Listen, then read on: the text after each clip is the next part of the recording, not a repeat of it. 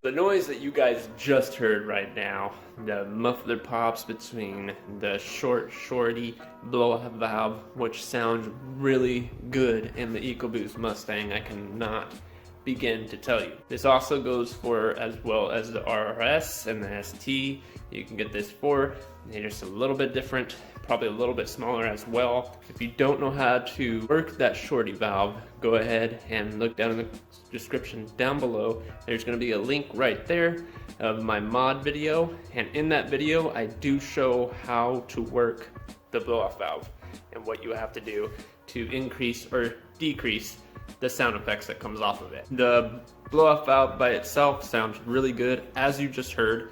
I tried to go to two different places. I went to an abandoned bank and did one, and then I also did one at my main spot that you guys seen in the first video with the reveal of the Mustang Ecoboost. I really do enjoy driving this thing, but there is something I gotta tell you guys about it, and I'm gonna wait off on that for a minute. So let's go ahead and shoot over to the muffler. Now, the bubbler tune. People gotta listen to this. It is cool. It's cool to have little pops coming out of your mufflers and whatnot, but if you get it tuned that way, always keep in mind that it does harm your catalytic converter if you have one. On that behalf, knowing that it harms your catalytic converter, I'm going to explain a little bit something that a lot of people probably don't understand. It combusts in the chamber and the rest of the fuel goes right to your exhaust, which makes the bubbler sound. So the boom noise you're hearing is what's left over, and that's what gets kicked into your catalytic converter. It overheats your catalytic converter, and eventually your catalytic converter will begin to disintegrate. Keep that in mind. If you don't have a downpipe, I really wouldn't suggest putting this on. I've been running it, and mine only goes off, and only, because I didn't mess with the settings. I had it specifically tuned to the way I want it, and mine only goes off when I rev. Now, it also differs in between the exhaust systems that you guys get. Always differs, as well as if you have a downpipe, or if you have what people say, a catalytic converter. I don't suggest running this on the catalytic converter, because once again, it can definitely damage it. So you definitely don't want to do that. Make sure you keep that in mind, and if you're going to do it, don't do it too much. Really, don't do it too much unless you want to spend another 100, 200, 300. These catalytic converters can range up to like 600 bucks. So make sure you guys don't harm the cat. That's pretty much that, the muffler system and the blow-off valve. If you guys want to know a little bit more on how to install the blow-off valve as well, the link will also be down in the description down below. If you guys want to know what exhaust system I'm running, once again, go check out that mod video. That's also on there as well. I do explain every little detail that I have done to the Mustang so far. There's still going to be more mods coming, but I gotta slow down for a minute because the car is still underneath warranty until 75,000. I'm currently at 60,000, so I have 15 more to go. And then once that is gone, then it is my fault if I break something. It will no longer be covered, basically. I'm about to tell you guys something. I went to California about a few weeks ago, and for those that don't know, I've been there 4 times already. On my last journey, which was during December, and I was cruising around with my brother and his girlfriend and my other brother, and my youngest brother says, "Why is your car making that noise?" And I said, "What noise?" So I had to turn off the radio, I had to turn off the heat so I can at least hear the noise that he's talking about. And usually it didn't affect my driving ability because I didn't feel anything beyond the driving standard of how my car drives. I was like, oh crap, what could it be? I started hearing some squeal and I was like, oh God. The last thing I remember is that we cleaned the Mustang before we left. We took off all rims and tires and cleaned them really, really well. I don't like to have dirt in the inside of the rim. It's kind of pointless to clean the outside of the rim and then you have dirt on the inside.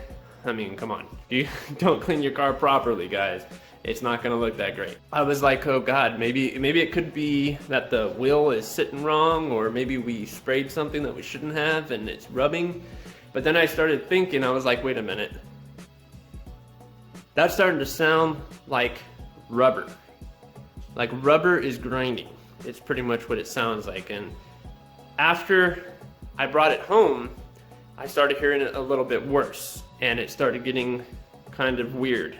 So I decided I'm gonna go ahead and take it in before, before it breaks, basically, because I want to make sure that it's still covered underneath warranty if it doesn't break.